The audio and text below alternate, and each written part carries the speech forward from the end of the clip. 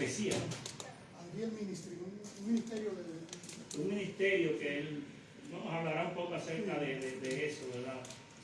Sin más preámbulo, voy a dejar que él venga y traiga la palabra. Venga, hermano Dante, traiga lo que el Señor ha puesto en su corazón para nosotros.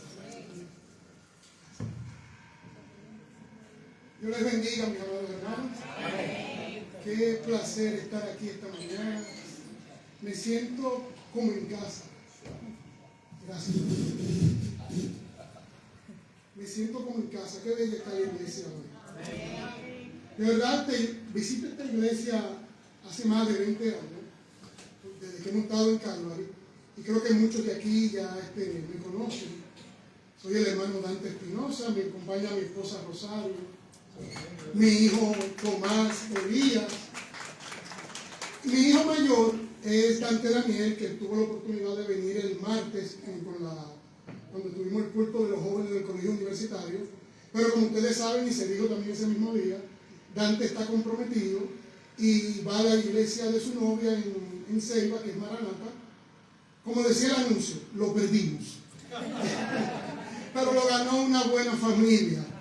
Hermanos, y qué placer estar aquí esta mañana para traerle la palabra de Dios. Los amamos de verdad muchísimo. Amamos la familia pastoral. Gracias por esta oportunidad.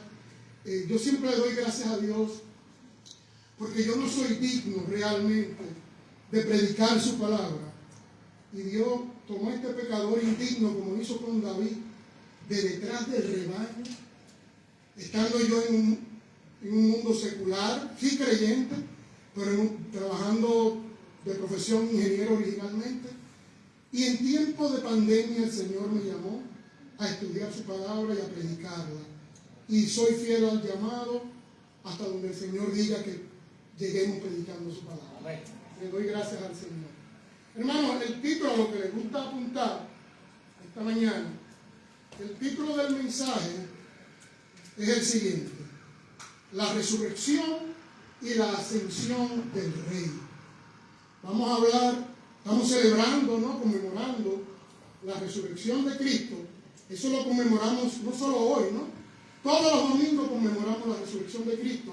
Y todos los días tenemos que vivir con la expectativa de que Él viene. O sea, tenemos que vivir con la expectativa, sabiendo que Él resucitó, llevando una vida santa, porque Él resucitó, y con la expectativa de que Él puede venir en cualquier momento. Amén. Sí. Mis amados hermanos, vayan buscando en sus Biblias, el texto principal, 1 Corintios 15, 20 y 21. 1 Corintios 15, 20 y 21. Y dice así la palabra del Señor. Yo se lo voy a leer, ustedes me pueden seguir en sus Biblias. Mas ahora, cuando lo tengan, digan amén. 1 Corintios 15, del 20 y 21. Mas ahora, Cristo ha resucitado de los muertos. Primicias de lo que durmieron es hecho. Por cuanto la muerte entró por un hombre, también por un hombre la resurrección de los muertos. Oremos.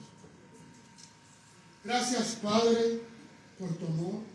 Gracias por tu misericordia. Gracias, Padre, por la muerte de la muerte en la muerte de Cristo, Señor. Amén. Gracias, Señor, porque con la muerte de Cristo tú sacaste a la luz la vida y la inmortalidad por medio de este glorioso evangelio. Gracias, Señor. Ayúdanos, Señor, a vivir a la altura de este acontecimiento y de este llamado. Amén. Ayúdanos a vivir para tu gloria. En Amén. El nombre de Jesús. Amén y amén. Hermanos, la resurrección de Cristo es el evento más significativo de la historia. ¿Por qué? Porque el Señor, como dice 2 Timoteo 1:10, sacó a la luz la vida y la inmortalidad por medio del Evangelio. La resurrección de Cristo es la tercera parte del Evangelio. Todo creyente tiene que creer el Evangelio completo para ser un verdadero creyente. El Señor Jesús murió, fue sepultado y resucitó al tercer día, como dice también 1 Corintios 15, versículo 4. O sea, la resurrección de Cristo es la tercera parte del Evangelio y tenemos que tenerla presente porque es muy importante, es la parte básica, ¿verdad?, de nuestra vida y lo que nos da esperanza y nos da gozo. Mi amado hermano, también la resurrección de Cristo es, yo le llamo y lo he estudiado así, la segunda señal de Jonás. Como ustedes saben, en Mateo 12, cuando el Señor Jesús hace uno de esos milagros mesiánicos, milagros que solo el Mesías podía hacer, que le devuelve la vista y también la voz. La persona era una persona ciega y con mutismo, y el Señor Jesús lo sana. Inmediatamente comienzan a decir que todo esto fue por Belcebú. O sea, le estaban achacando que ese milagro no era por obra del Espíritu Santo, sino que él estaba endemoniado, ¿no? Aquí fue básicamente el rechazo de esta generación malvada a nuestro Señor Jesucristo. Y el Señor Jesucristo, mis amados hermanos, con todo y este rechazo, él hizo lo que se llama, dijo lo siguiente: señal no le será dada a esta generación malvada, porque ellos le pedían como quiera más señal, y esa era una señal que solo él podía hacer. Y él dijo: señal no se le dará a esta generación malvada y perversa, solamente la señal de Jonás. ¿Y cuál es la señal de Jonás? No es el tiempo que estuvo en la ballena, sino la resurrección. Y esa señal de Jonás es una sola señal, pero se repite 3 veces en la palabra. Primero fue la resurrección de Lázaro, la cual algunos creyeron, pero desde entonces pensaban matarlo. La segunda señal de Jonás es la misma resurrección de nuestro Señor Jesucristo, donde algunos creyeron también, pero también fue rechazada. Y la tercera señal de Jonás le será dada en la tribulación, cuando resuciten los 2 testigos en Apocalipsis 11. A partir de ahí el pueblo de Israel comenzará a creer. Después de toda esa prédica que ellos tuvieron, que ellos van a tener en esos primeros 3 años y medio, el pueblo de Israel comenzará a creer en el Señor Jesucristo con esa tercera señal de Jonás. Hermanos, ¿qué diferencia hay entre la resurrección de Cristo y todas las demás resurrecciones? Disculpen, hice un esfuerzo cantando y ahora estoy casi sin voz. Como vemos en la palabra, muchas personas ya habían resucitado.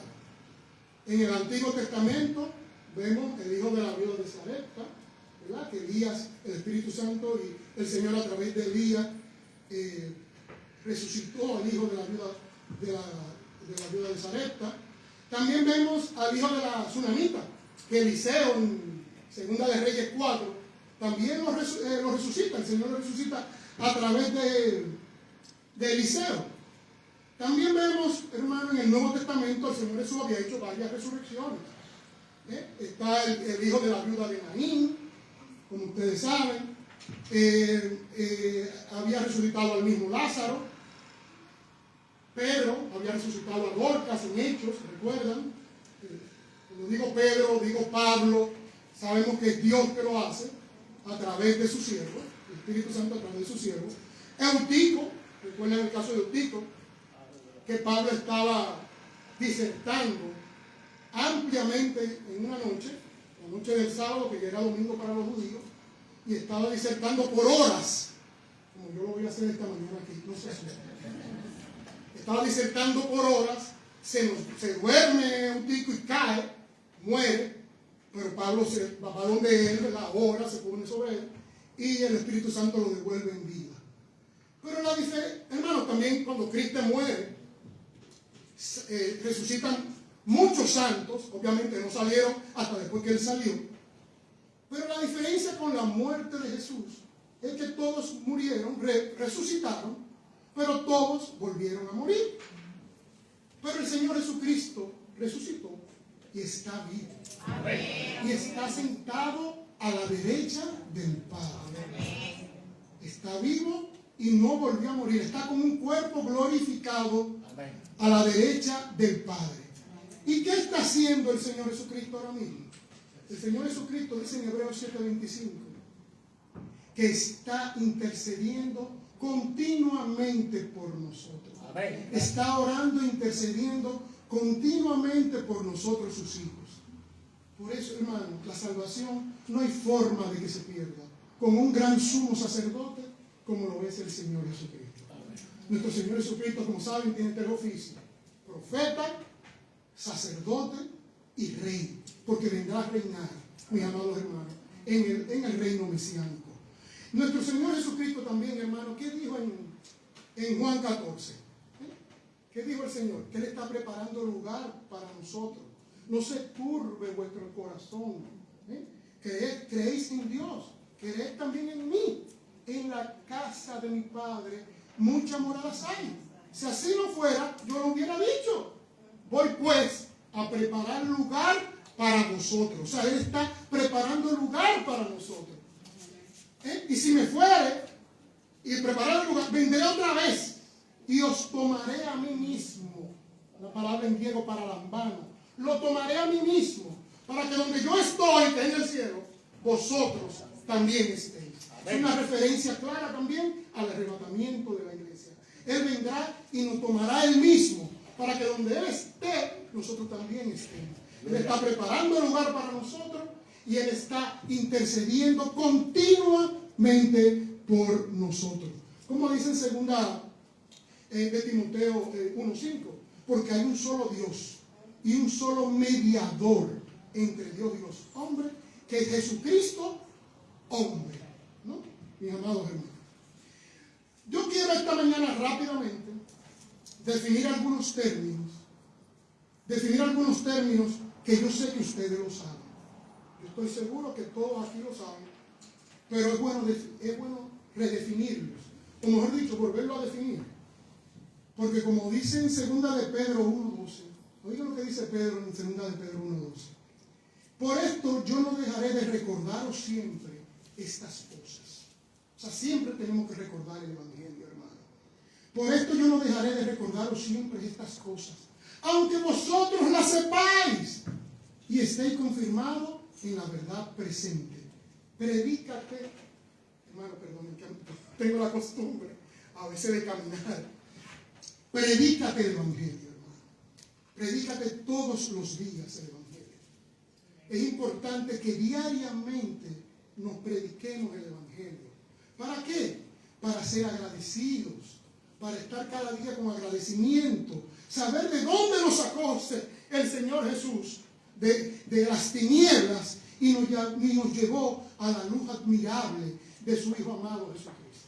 Vamos a definir rápidamente, mis amados hermanos, 4 términos que, como le digo, yo estoy seguro que ustedes lo saben. Pero sin muerte, sin lo que pasó, no hay resurrección, ¿no? Y por eso vamos a definir estos términos. Y cuando digo prediquémonos el Evangelio, hermanos, como dice 2 de Corintios 5:21, al que no conoció pecado, por nosotros lo hizo pecado, para que nosotros fuésemos hechos justicia de Dios en él. Tú no puedes hacer ese versículo para ti. Al que no conoció pecado, por mí lo hizo pecado, para que yo fuese hecho justicia de Dios en él. Dediquémonos cada día al Evangelio. Vamos a definir estos 4 términos. Como ustedes saben, mis amados hermanos, Dios tiene un plan eterno desde antes de la fundación del mundo. Pero es evidente con el pecado, en Génesis 3, Dios lo hace evidente y nos muestra que el primer evangelio, lo que llamamos el protoevangelio, que dice así: y pondré enemistad entre ti y la mujer, entre tu simiente y la simiente suya. Esta te herirá en la cabeza y tú le herirás en el calcañar. Ese es el primer evangelio, donde se está profetizando la venida del Mesías, que venía a lidiar ¿con qué? Con el pecado humano. Lo primero que vamos a definir es el término redención. ¿Qué significa redención? Redención, hermano, es el pago. Cristo pagó por nuestros pecados. Nos redimió de la maldición de la ley.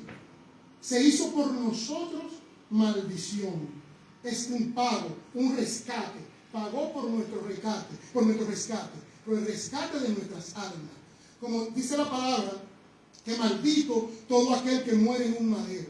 Y nuestro Señor murió en el madero y fue maldito por nosotros, como dice Deuteronomio 21-23. Pero Él pagó por nuestro pecado. Está todo pago, mi hermano. Está todo pago. Amén. Expiación. ¿Qué es expiación? La palabra expiación en el hebreo viene de capar. La palabra capar, que significa tapar. Los pecados, hermanos, del Antiguo Testamento, de nuestros santos del Antiguo Testamento, como dice la palabra de Dios, no fueron quitados básicamente, sino tapados. Pero el Padre lo perdonaba y lo mantenía en esa relación de pacto, basado en ese futuro Mesías que el protoevangelio ya dijo en Génesis 3, de que Jesús venía a hacer expiación con su sangre, el último sacrificio por los pecados. Vamos a ver otro término. O sea, en otras palabras, es Jesús nos sustituyó a nosotros en la cruz del Calvario. Nosotros éramos los que debíamos estar en la cruz del Calvario. Otra palabra que vamos a ver, mi hermano, es justificación. La palabra justificación. Y dice así, primero lo voy a leer, hermano. Le voy a leer lo que dice Romanos 4. Dice así la palabra del Señor. Romanos 4, versículo 25. El cual, refiriéndose a Jesús, el cual fue entregado por nuestras transgresiones y resucitado para nuestra justificación. O sea, Cristo fue resucitado para nuestra justificación. ¿Qué significa eso, amados hermanos? Que el Padre aceptó el sacrificio de Cristo en la cruz del Calvario. Y esa es la evidencia, su resucitación. Él era resucitado. Es la evidencia de que somos aceptos en el amado. Somos aceptos en el amado. ¿Y qué es justificación? Que si hemos sido declarados justos. Simplemente, sin usted serlo, usted ha sido declarado justo por poner su fe en Jesucristo. Y el último término que vamos a definir antes de entrar en la parte de las evidencias de esta resurrección tan gloriosa es la palabra propiciación.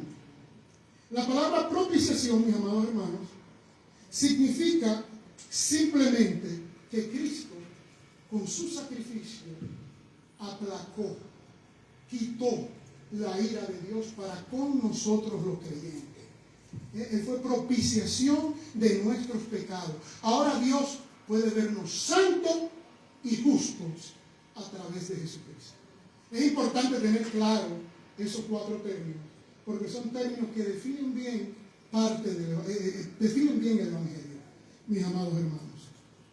Bien, vamos a hablar de las evidencias bíblicas de la resurrección de Jesucristo. Hoy, esta mañana, voy a hablarle de las evidencias bíblicas y extrabíblicas de la resurrección de Jesucristo. Aunque las extrabíblicas no las necesitamos, pero es bueno mencionar un par, porque nosotros estamos fundamentados en la palabra de Dios, que es más actualizada, hermano, que el periódico de mañana. Y es más segura, es infalible, es inerrante.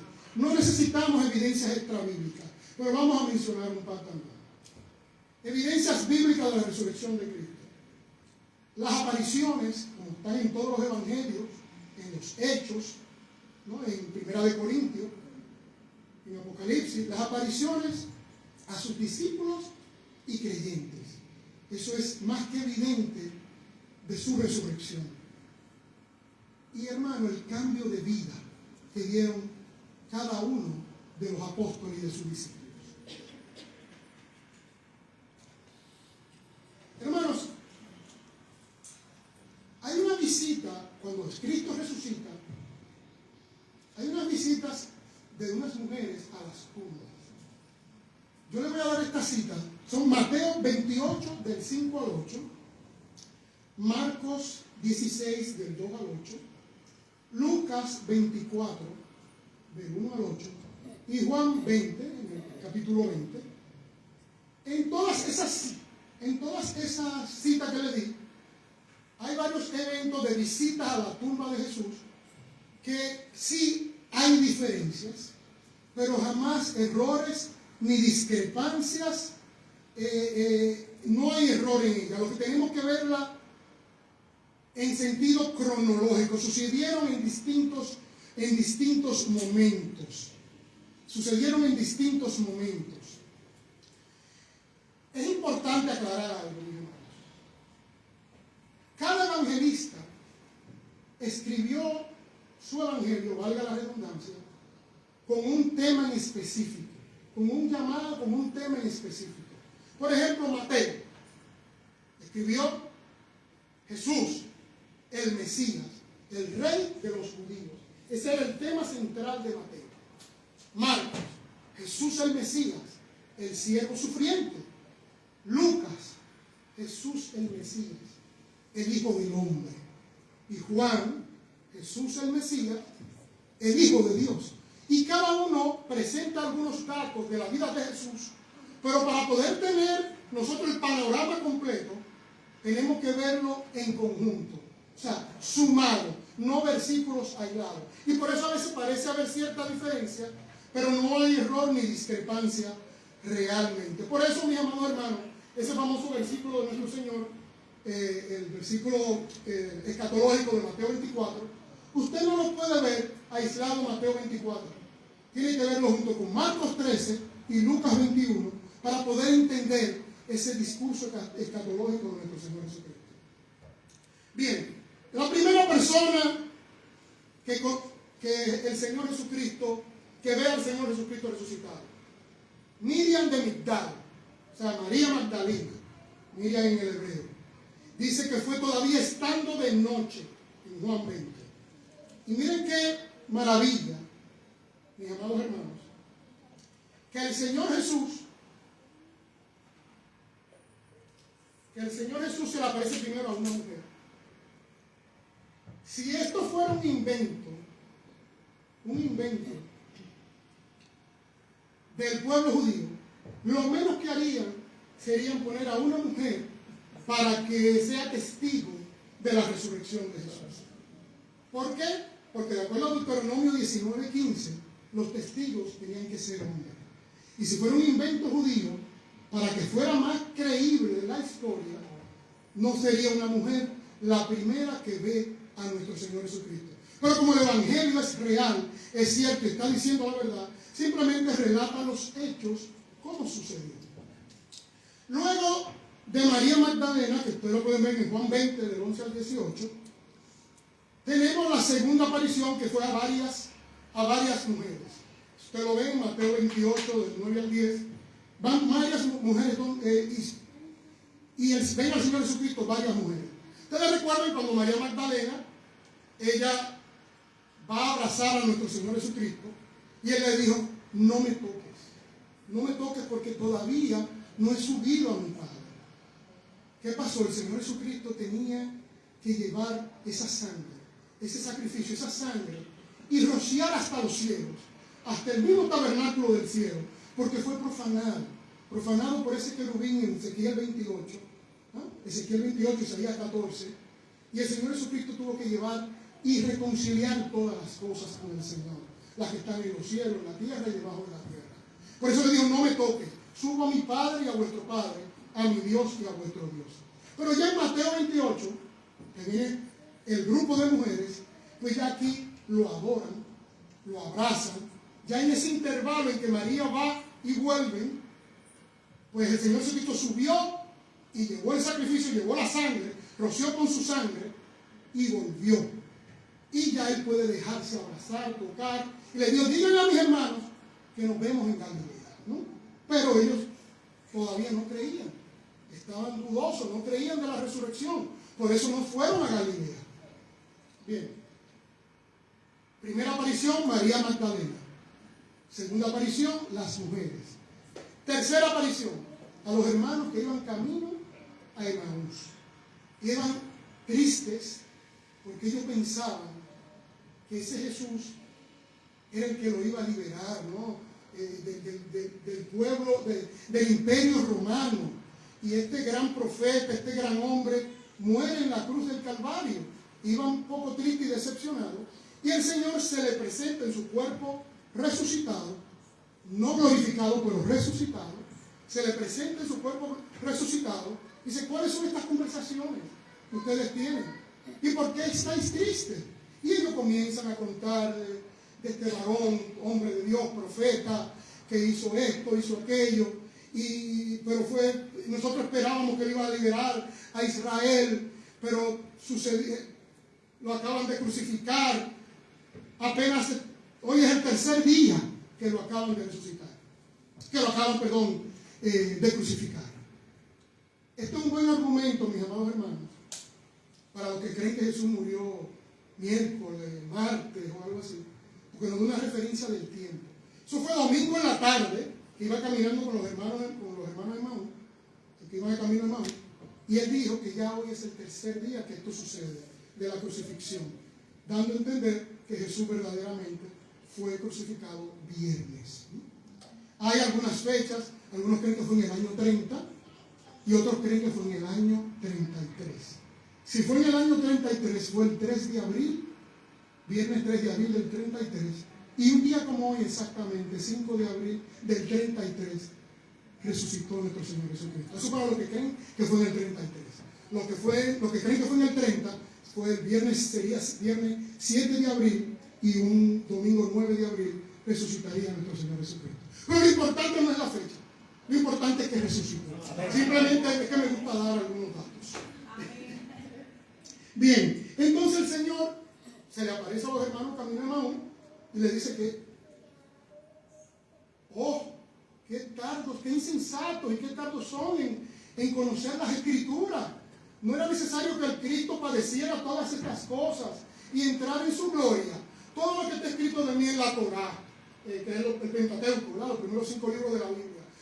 Lo que está escrito en los profetas, Nevín, los profetas Nevín en hebreo, y en los escritos, los salmos, Ketubín, todo tenía que cumplirse. ¿Cómo es posible que no entiendan esto? Y él hizo como que se iban, ustedes saben la historia, llegan a la casa, parten el pan y ahí le fueron abiertos, ¿verdad? Los ojos, se dieron cuenta que era el Señor Jesús y decían uno al otro, ¿no nos ardía el corazón cuando Él nos abría la Escritura?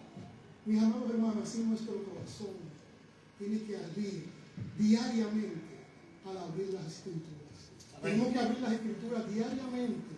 Así como el Señor Jesús se la abrió a estos hermanos camino a Emaús, nosotros tenemos que, para poder crecer en santidad, tenemos que abrir las Escrituras diariamente.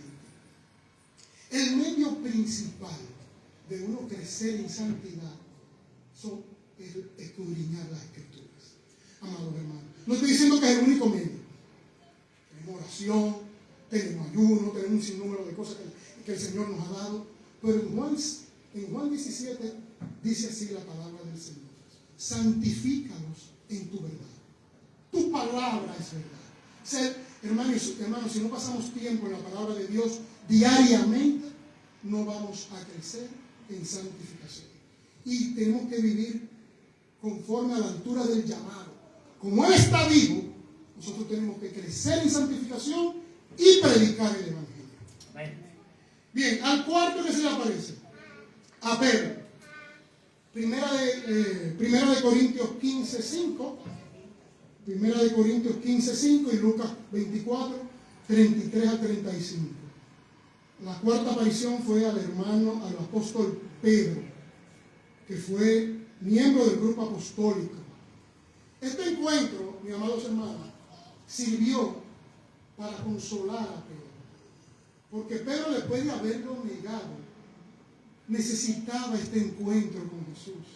Necesitaba ver al Maestro resucitado. Hermanos, y esto fue, me imagino yo, parte de cómo Pedro fue restablecido. Porque le dijo, cuando el Señor le anunció que lo iba a negar, le dijo, y tú serás restablecido. Y luego de restablecido, ve y habla a tus hermanos y predica a tus hermanos. En otras palabras, mi amado hermano, ¿cuánta falta le hizo a Pedro, le hacía a Pedro esta aparición? Wow. Así mismo a nosotros, diariamente, nos hace falta que Cristo nos aparezca en su palabra. Que siempre lo veamos en su palabra, porque eso es lo que nos da esperanza y nos da consuelo. Vamos a ver, la quinta aparición se le aparece a los 10. ¿Recuerdan aquel domingo? El Señor Jesús en su cuerpo resucitado pasa las paredes, o sea, se le aparece en el medio, ¿no? Y no estaba Tomás. Y habla con ellos, soy yo, o sea, mira, tu carne, hueso. O sea, yo estoy aquí, estoy resucitado. ¿Quieren algo de comer? Dame un mofongo. No fue un mofongo que pidió. Dame un pez asado, ¿verdad? Y miel. Y estuvo con ellos. Y recuerdan que después Tomás no estaba en esa ocasión. Dídimo, no estaba. No estaba Tomás en esa ocasión. El Señor Jesús, en esta ocasión que se le aparece, le habla claro a ellos y le dice, lo reprende en el sentido de que, ¿por qué son tardos en creer? ¿Por qué no creyeron a las mujeres que ya le dijeron que yo resucité? ¿Por qué no creyeron a María Magdalena? O sea, en otras palabras, tenemos que ser creyentes. ¿Por qué tardaron en creer? Cuando Tomás llega, que ya el Señor no está, Tomás dice, no, si yo no veo al Señor, si yo no pongo mi mano en su costado, no pongo mi dedo en sus manos y mi mano en su costado, no voy a creer. No voy a creer. Entonces aquí viene la próxima aparición de Jesús, que es la sexta. La sexta aparición de Jesús fue a los 11. 8 días después, Primera de Corintios 15:5 y Juan 20 del 26 al 31. Pues aparece donde estaban los 11. Y él rápidamente, no perdió tiempo el Señor. Le dijo, ven Tomás, ven a hacer lo que dijiste. Pon tus manos en mis manos, tus dedos en mis manos, y pon tus manos en mi costado. Y no seas incrédulo, sino creyente. ¡Wow! ¡Qué lección! No seas incrédulo, sino creyente. Y Tomás básicamente dijo, Señor mío, Dios mío, que es el tema del Evangelio de Juan, básicamente. Jesucristo, el Hijo de Dios, ¿no? Entonces él le dijo, ¿cómo? Porque has visto, has creído, Tomás. Bienaventurados, esto quiero leer, porque me has visto, habéis creído, bienaventurados los que no han visto y sin embargo han creído. Hermanos, hay una mala concepción en el mundo, hay una mala concepción y tal vez también algunas denominaciones en que la experiencia vivida a veces la ponen más importante que lo que dice la palabra de Dios. Y es una mala concepción, porque aquí el Señor dice que bienaventurados los que sin ver creyeron. O sea, nosotros, amados hermanos, somos más bienaventurados hasta que ellos mismos, porque creemos en la bendita palabra de Dios. Sí, ellos fueron bienaventurados que estuvieron con Jesús, pero a nosotros que sin verlo, su palabra, somos más bienaventurados. Gloria a Dios por su palabra. Luego, mis amados hermanos, viene la séptima aparición, que fue a los 7. Eso está en Juan 21, cuando ellos, a pesar de que ya el Señor Jesús se le había aparecido, pues todavía no tenían claro cuál era su misión. Y van a Galilea, al mar de Tiberias, que es el mar de Galilea, y dicen, bueno, vamos a pescar. Dice Pedro, voy a pescar. Nosotros dijeron, vamos contigo. O sea, ellos básicamente no tenían claro bien cuál era su misión. Y no pescaron nada, no encontraron nada. Y aparece un señor allá en la orilla y dicen, hijitos, ¿tenéis algo de qué comer? Tiren la red al otro lado. Y cogieron 153 pescados. Hay muchos que se han puesto a inventar de lo que significan esos 153 pescados. Hermano, mire, por más que yo he estudiado, simplemente que eran muchos y la red no se rompió. Pero hay muchos que se han puesto a inventar con ese número. Simplemente Juan lo que quiso decir es que fue tanta la pesca que la red no se rompió. Y todos ellos, Juan se recuerda de lo que pasó en Lucas 5, recuerden cuando hubo una pesca milagrosa también, y dice a Pedro, es el Señor. ¿No? Pedro ¿sabe lo impetuoso que era Pedro? Se tira al nado básicamente y va rápido donde el Señor y todos llegan con los pescados, pero ya el Señor tenía un gran pez allí, tenía pan, tenía todo preparado para él. ¿Qué nos está diciendo el Señor? ¿Qué nos está enseñando el Señor? Está enseñando la promesa de su provisión. Hermano, si usted está en los caminos del Señor, yo iré. Dios proveerá. No tenga miedo. No tenga miedo por la parte económica, no tenga miedo por nada. Como dice el Filipenses 4:19, mi Dios pues suplirá todo lo que os falte conforme a sus riquezas en gloria. El Señor proveerá. No tengáis miedo. Él tenía todo listo. Y más si usted está en su camino y si usted le está sirviendo como pastor, como oveja, llevando su palabra también, porque todos tenemos que servirle, tranquilo, Dios proveerá. Dios proveerá. Dios proveerá. Bien, vamos para la octava aparición. La octava aparición, mis amados hermanos, fue a los 500. Primera de Corintios 15, 6. Dice así la palabra del Señor. Después apareció a más de 500 hermanos a la vez, de los cuales muchos viven aún y otros ya duermen. Wow. El Señor se le aparece. ¿Y cuál fue el mensaje? El mismo mensaje, mis amados hermanos.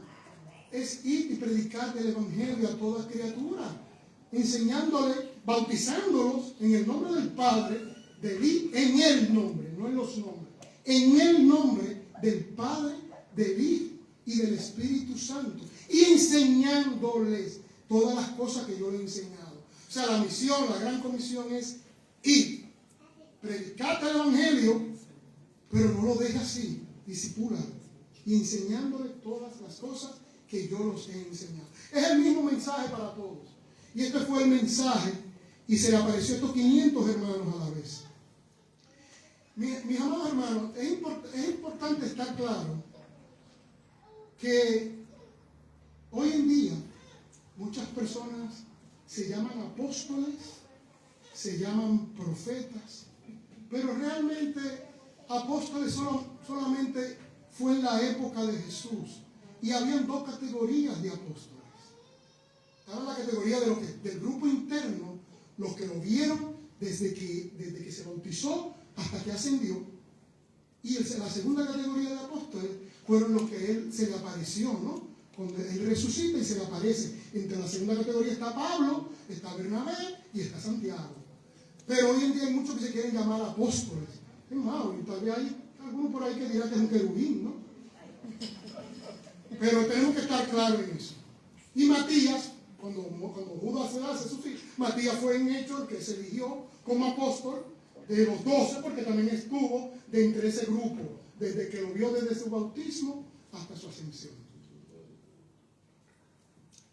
Bien, hago este comentario porque voy a hablar de la novena aparición de Jesús, que fue a Santiago, el medio hermano de Jesús.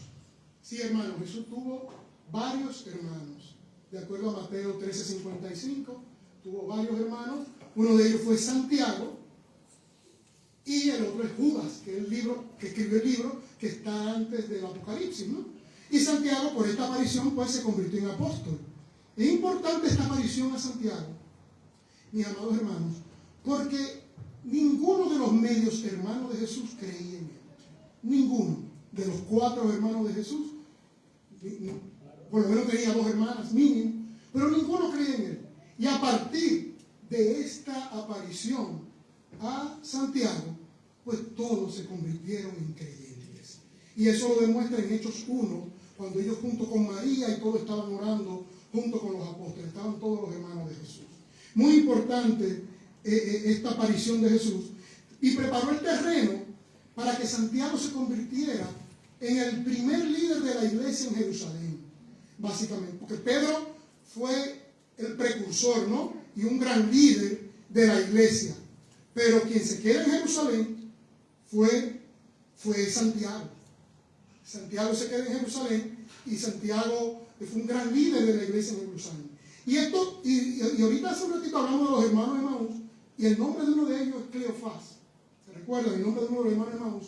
Quien sustituye a Santiago, porque recuerden que Santiago fue tirado del pináculo del templo, no muere completamente, y luego lo apedrean y lo matan.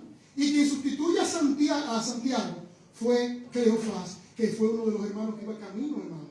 Y Cleofás fue que continuó con la iglesia después de la muerte de Santiago, y es quien saca a los cristianos cuando se comete aquel famoso pecado imperdonable, que fue la blasfemia del Espíritu Santo, que más bien es un pecado nacional, porque no tenía perdón, y en el 70 fue castigada esa generación con la destrucción del templo. Ese pecado imperdonable, mis amados hermanos, es más bien un pecado nacional que un pecado personal, porque la sangre de Cristo nos limpia de todo pecado. Entonces, quien se queda con la iglesia después de la muerte de Santiago, más o menos en el 64 después de Cristo, quien se queda con la iglesia es Cleofás, y es el que saca a la iglesia de Jerusalén antes del desastre que hubo con la destrucción de Jerusalén y la destrucción del templo. Seguimos. La 10ª aparición. Se le aparece a los 11. Cuando ya, ustedes ven en Hechos 1 del 3 al 8, y también lo habla también en Lucas 24, del 44 al 49, pero me voy a concentrar más en Hechos 1 del 3 al 8, que el Señor se le aparece a los 11 y le explica que el reino no iba a ser, ya se lo ha ido explicando por los 40 días que se le iba apareciendo, pero le explica que el reino fue quitado a esa generación y iba a ser dada a otra generación. Y ellos estaban con gran duda, todavía en esos 40 días no entendían bien. Y le preguntan al Señor, Señor, ¿restaurarás el reino a Israel en este tiempo? Los hermanos amilenialistas entienden que simplemente hay una segunda venida y pasamos a la eternidad, basándose en la contestación de Jesús. Pero Jesús lo que le dijo a ellos fue, no les toca a ustedes saber los tiempos y las sazones que Dios puso en su sola potestad, pero recibiréis poder cuando venga sobre vosotros el Espíritu Santo, y me seréis testigo en Jerusalén, en toda Judea, en Samaria y hasta en lo último de la tierra. Pero el Señor Jesús no le dijo que el reino no iba a ser dado a Israel. Aunque los hermanos milenialistas peleen conmigo, sí hay un reino mesiánico. Hay un reino de 1000 años, bien claro en Apocalipsis 20. Y ese reino es dado a Israel y a nosotros, sus hijos, que vamos a ser reyes y sacerdotes junto con Israel. Amén. Gloria a Jesús por su palabra. Mis amados hermanos, es importante destacar que estas fueron todas. Bueno, el Señor también se le apareció después de haber resucitado, como ustedes saben, o mejor dicho, después de haber ascendido. Después de haber ascendido al cielo, se le apareció a Pablo, como ustedes saben, en el camino a Damasco. También cuando está en Gálatas habla claro que se le apareció estando en Arabia, o sea, se le apareció varias veces a Pablo. Felipe, cuando le estaban acribillando, Dios veo el cielo abierto y al Hijo del Hombre sentado a la derecha del Padre. O sea, hizo varias apariciones luego de haber ascendido. Existen también, mis amados hermanos, otras evidencias, como le dije, extrabíblicas, no cristianas, de la vida de Jesús, de su resurrección y de lo importante que fue esto. Y como le dije anteriormente, aunque no la necesitamos, vamos a mencionar dos. Vamos a mencionar primero a Flavio Josefo, como ustedes saben, un gran historiador judío del siglo I, no cristiano, de hecho, era fariseo. Y menciona a Jesús en su obra Antigüedades Judías. En la parte 18, capítulo 18, en la parte 63 y 64, en la página 535 del libro, más o menos le escribe esto para el 93-94 después de Cristo, Miren lo que dice, se lo voy a leer, lo que dice Flavio Josefo. Dice lo siguiente. Por este tiempo apareció Jesús, un hombre sabio, dice él, si es que es correcto llamarlo hombre, dice él. Por este tiempo apareció Jesús, un hombre sabio, si es que es correcto llamarlo hombre. Pero como ha predicado nuestro pastor, y la Biblia es clara en la cristología, él era esencialmente hombre y esencialmente Dios. Ya que fue un hacedor de milagros impactante, un maestro para los hombres que reciben la verdad con gozo, y atrajo hacia él a muchos judíos y a muchos gentiles. Sigue hablando Flavio Josefo, el historiador. Él era el Cristo. Y cuando Pilato, a sugerencia de los principales hombres entre nosotros, lo condenó a la cruz, quienes los amaron desde el principio no lo abandonaron. Eso dice él. Pues se le apareció vivo al tercer día, tal como los divinos profetas habían predicho estas y otras 10,000 maravillas acerca de él. Y la tribu de los cristianos, que así recibió su nombre por él, no se ha extinguido hasta el día de hoy. Eso lo dijo un historiador no cristiano de nuestro Señor Jesucristo en el siglo I. Pero no nos vayamos tan lejos. Vamos al siglo pasado, en el siglo XX. Había un ortodoxo judío que se llamaba Pinchas Lápide. Vivió de 1922 a 1997. Y en la revista Times, como usted es una revista muy famosa, en el 7 de mayo de 1979, dijo lo siguiente. Cuando ese grupo de apóstoles, asustados y atemorizados, que estaban a punto de abandonarlo todo para huir desesperado a Galilea, cuando estos campesinos, pastores y pescadores, que traicionaron y negaron a su maestro y le fallaron tan estrepitosamente, se transformaron repentinamente de la noche a la mañana en una sociedad misionera llena de confianza, convencida de la salvación y capaz de trabajar con mucho más éxito después de la Pascua que antes. Entonces ninguna visión ni alucinación basta explicar semejante transformación revolucionaria. Eso lo dice otro judío, una persona que no creía en el Señor Jesucristo. En otras palabras, mis hermanos, nadie muere por una mentira. Nadie muere por algo que sabe que es mentira. Y todos ellos murieron, excepto Juan. Pero fue, como ustedes saben, fue llevado a la isla de Patmos y murió allí abandonado, donde escribió el Apocalipsis. O sea, mis amados hermanos, todos los apóstoles murieron de manera trágica. Pedro, crucificado boca abajo, como le dije, Santiago fue tirado del pináculo, no muere y lo apedrean. Tomás fue pasado espada, en fin, todos fueron martirizados. Y nadie muere, recuerden esto, nadie muere por una mentira. Esa es una de las evidencias también más claras de la resurrección de Cristo. Nuestro Señor asciende. Vamos a hablar de la ascensión del Rey. Ya casi estamos terminando. Yo creo que como en 45 minutos terminamos. No se me duerman. ¿Me están siguiendo? La ascensión del Rey. Eso vamos a verlo. Les voy a dar esta cita. Marcos 16, del 19 al 20. Lucas 24, del 50 al 53. Y Hechos 1, del 9 al 12. Vamos a ver unos puntos importantes. El Señor Jesucristo lo lleva a Betania, al monte de los Olivos. En la ladera oriental, no necesariamente en la cúpula, en la ladera oriental del monte, y allí es que hace la ascensión. Dice la palabra que Él fue tomado de ellos. O sea, Él no subió por su propio poder, Él fue llevado, ¿no? Fue tomado de ellos en una nube. Y dice la palabra que así como fue tomado, así también volverá. Pero está diciendo la forma, ¿no? en una nube. No necesariamente que va a llegar al monte de los olivos. Algunos me dirán, hermano, ¿qué pasó? En Zacarías 14:4 dice que Él afirmará sus pies en el monte de los olivos. Sí, pero Él viene de otro lugar, Él viene de Bosra. Que lo que hoy llamamos Petra, Bosra en el hebreo, Él viene de Bosra. Y Él viene victorioso de Bosra con el remanente y pondrá sus pies, como dice Zacarías 14:4, en el monte de los olivos. Le voy a dar la cita para que ustedes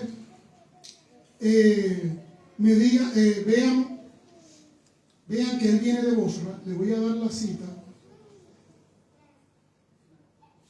Isaías 63, pueden buscar Isaías 63, del 1 al 6, Miqueas 2, del 12 al 13, Isaías 34, del 6 al 7. Nuestro Señor viene victorioso, salva al remanente en Bosra, en Petra, y llega victorioso al monte de los olivos, y se afirmaron sus pies en el monte de los olivos. ¡Qué gloria al Señor Jesús! Alzando su mano los bendijo, se separó de ellos, fue llevado, ¿no?, en una nube, y así mismo volverá, y está sentado a la diestra de Dios Padre. ¿Cuándo volverá el Señor Jesús? No lo sabemos. El día y la hora, nadie lo sabe. Pero hay algo significativo en Oseas 5:15 que dice, me encanta, porque Él volverá, mis amados hermanos, cuando el pueblo judío se lo suplique que Él vuelva. En Isaías 5:14 dice, andaré y volveré a mi lugar, hasta que reconozcan su pecado y busquen mi rostro. En su angustia me buscarán. O sea, el Señor, ¿quién fue que vino? Andaré y volveré a mi lugar, hasta que reconozcan su pecado. Le está hablando de un pecado en particular. ¿Cuál fue? El rechazo al Mesías. Cuando reconozcan su pecado al final de la tribulación y pidan y digan, como dice Mateo 23:39, bendito el que viene, hosana en las alturas, bendito el que viene en el nombre del Señor, ahí el Señor Jesús volverá al final de la tribulación. Nosotros no, nosotros lo que vivimos, lo que hayamos quedado, seremos arrebatados. Nosotros podemos ser, y yo estoy convencido de eso, que es muy posible que nosotros seamos esa generación que vea el arrebatamiento de la iglesia. Mis amados hermanos, y quiero dar un dato rápido. El arrebatamiento de la iglesia no comienza, o sea, la tribulación no comienza con el arrebatamiento de la iglesia. Muchos tenemos la confusión de que sucede el rapto, ahí comienza la tribulación. No. El arrebatamiento puede ser en cualquier momento, hasta ahora mismo que yo estoy hablando. La tribulación no comienza con el arrebatamiento. La tribulación comienza con la firma del pacto. La firma del pacto del anticristo con el pueblo de Israel y con muchas naciones. Daniel 9:27, Isaías 28, del 15 al 18. Así que el arrebatamiento puede ser en cualquier momento. Vamos a hacer una pequeña reflexión. Hermano, la resurrección de Cristo debe de llenarnos de esperanza y de gozo. ¿Por qué? Porque sabemos que nosotros también vamos a resucitar. Busquen Filipenses 3, 20, 21. Filipenses 3, 20, 21. Yo se lo voy a leer. Ustedes me siguen. Filipenses 3, 20, 21. Mas nuestra ciudadanía está en los cielos, de donde también esperamos al Salvador. Yo lo estoy esperando, hermano, diariamente. Estoy esperando que venga y nos lleve al paso, que haga ese arrebato y nos lleve con él. Mas nuestra ciudadanía está en los cielos, de donde también esperamos al Salvador, al Señor Jesucristo, el cual transformará el cuerpo de la humillación nuestra para que sea semejante al cuerpo de la gloria suya, por el poder por el cual también sujeta a sí mismo todas las cosas. ¡Wow! ¡Qué glorioso es nuestro Señor! Vamos a tener un cuerpo glorificado parecido a Cristo. Esto tiene que llenarnos de esperanza y de gozo. Hermanos, si Cristo no resucitó, como dice la palabra en 1 Corintios 15, 32, ¿vana es nuestra fe? Vana. No hacemos nada aquí. Esa es la única diferencia del cristianismo verdadero con todas las religiones. De que nuestro Salvador murió por nuestros pecados, fue sepultado y resucitó, dándonos a nosotros esperanza de vida eterna. Y vamos a tener un cuerpo glorificado, parecido al de Jesús. Si Él nos resucitó, comamos y bebamos, que mañana moriremos. Había un refrán en República Dominicana que decía, nada, y todo está hecho. O sea, nada, si no resucitó, pues nada vale nada. Hermano, la resurrección de Cristo es vital porque nos llena de gozo. Todo cristiano necesita gozo. Yo necesito gozo. Ustedes necesitan gozo. ¿Por qué? Porque el gozo es el combustible, hermano, de la vida cristiana. El gozo es el que nos ayuda a vivir en obediencia. Tenemos deber y sabemos que debemos servirle al Señor, pero el deber a veces nos falla. Pero el gozo, hermanos, es el que nos mantiene firme. Es el que cuando nos azotan, nos vemos como que es glorioso sufrir por el Señor. O sea, no siempre vamos a vivir en una pura alegría, pero en medio de la tristeza, en medio de las dificultades, tenemos ese gozo. El gozo de que vamos a vivir con Cristo. Y eso es vital. Como dice Nehemías 8:10, el gozo del Señor es nuestra fortaleza. Y la resurrección de Cristo nos da esperanza y nos da ese gozo. Él está vivo, mis amados hermanos. Hace 5 o 6 años, para la pandemia, cuando el Señor me llamó a predicar su palabra, en una época como esta que se celebra la resurrección, yo escribí la siguiente palabra que se la quiero leer. Y dice así: Jesucristo, tú estás vivo cuando yo te vea. Oh Jesús, cuando yo te vea, me quedaré asombrado observando a mi Salvador y Creador del universo. Te daré las gracias personalmente, hoy lo hago a través del Espíritu Santo, por sustituirme a mí y sufrir por mí en la cruz del Calvario. Lloraré por no haber hecho mejor trabajo en tu nombre. Te besaré los pies y los enjugaré con mis lágrimas, porque mucho me perdonaste. Estaré feliz y saltaré de gozo, porque me pareceré a ti con un cuerpo glorificado. Maestro, cuando yo te vea, será el día más glorioso de mi existencia, porque te conoceré como fui conocido. Si me das alguna corona, no la retendré ni un segundo y la pondré a tus pies, pues tú lo hiciste todo y eres el único merecedor que merece honra y gloria. Señor Jesús, cuando yo te vea, simplemente quisiera terminar diciéndote que te amo con todo mi corazón, con toda mi alma, con toda mi mente y con todas mis fuerzas. Oremos. Padre, gracias, Señor. Gracias por tu amor. Gracias por tu misericordia. Gracias por tu palabra predicada en esta mañana, Señor. Gracias, Padre, porque nos diste a tu Hijo Jesucristo, para que todo aquel que en Él crea no se pierda y tenga vida eterna. Con los ojos cerrados, nadie mirando, voy a hacer un pequeño llamado. Aquí no estamos para avergonzar a nadie, aquí estamos para que el Espíritu Santo lleve salvación. ¿Hay alguien aquí que no conoce al Señor y quiere decirle: Señor, te entrego mi vida, perdona mis pecados, Señor, quiero tener esa vida eterna contigo, quiero tener ese cuerpo glorificado que tú prometes, perdóname, Señor, sálvame? ¿Hay alguien así? Levante su mano y diga: yo quiero ser salvo, yo quiero reconocer al Señor de mi vida, yo quiero que el Señor me salve, perdone mis pecados, yo quiero que me dé un cuerpo glorificado como el de Él. ¿Hay alguien aquí que diga: yo quiero ser salvo? Levante su mano y vamos a orar. Simple y llanamente. Todos somos cristianos. Hay alguien aquí que dice: Señor, gracias por salvarme.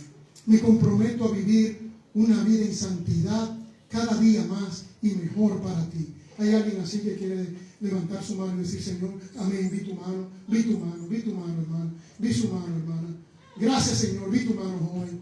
Gracias, Padre, porque estos hermanos se han comprometido contigo a crecer en santidad. Yo levanto mis manos junto con ellos para yo también crecer en santidad, Señor, porque necesitamos crecer en santidad y llevar tu palabra, Señor. Gracias, Señor, en el nombre de Jesús he orado. Amén. Amén. Amado pastor.